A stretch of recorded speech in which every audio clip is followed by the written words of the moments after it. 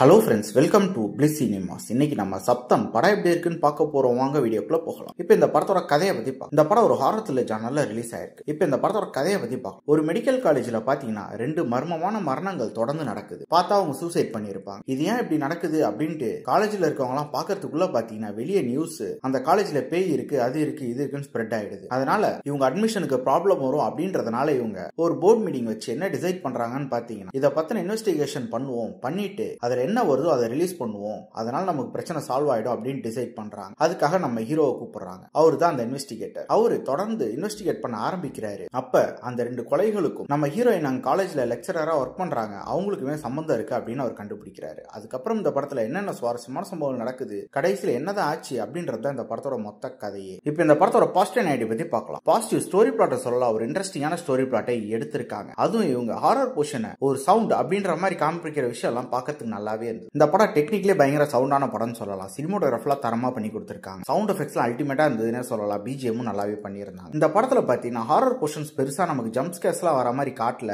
அதை இவங்க பயங்கரமா மிஸ் பண்ணிருக்காங்கன்னே சொல்லலாம். அதே மாதிரி ஸ்கிரீன் பிளேஸ் பார்க்கும்போது ஃபர்ஸ்ட் ஹாஃப் பொறுத்தல ஓரளவு எங்கேஜிங்கா கொண்டு போயிருந்தாங்க. ஒரு சில இடத்துல ட்விஸ்ட் அண்ட் டர்ன்ஸ் நல்லாவே ஒர்க் அவுட் ஆயிருந்தது. ஆனா அந்த ஹாரர் போர்ஷன் இன்னும் கொஞ்சம் மெனக்கெட்டு காமிச்சிருந்தாங்கன்னா நல்லாவே இருந்திருக்கும். செகண்ட் ஹாஃப் பொறுத்தளவு பாத்தீங்கன்னா படத்தை கொஞ்சம் சுவாரஸ்யம் இல்லாம எழுதி எடுத்து வச்சிருக்காங்க. இன்னும் கொஞ்சம் மெனக்கெட்டு எழுதினாலும் நல்லாவே இருந்திருக்கும். செகண்ட் ஹாஃப்ல வர ஒரு சில ட்விஸ்ட் அண்ட் டர்ன்ஸ்லாம் பெருசா நமக்கு ஒர்க் அவுட் ஆகல. ஓவராலா பாத்தீங்கன்னா இது ஒரு ஒன் டைம் வாட்சபிள் படம் தான். வேணும்னா ட்ரை பண்ணி பாருங்க. இன்னொரு வீடியோல சந்திக்கலாம். தேங்க்யூ.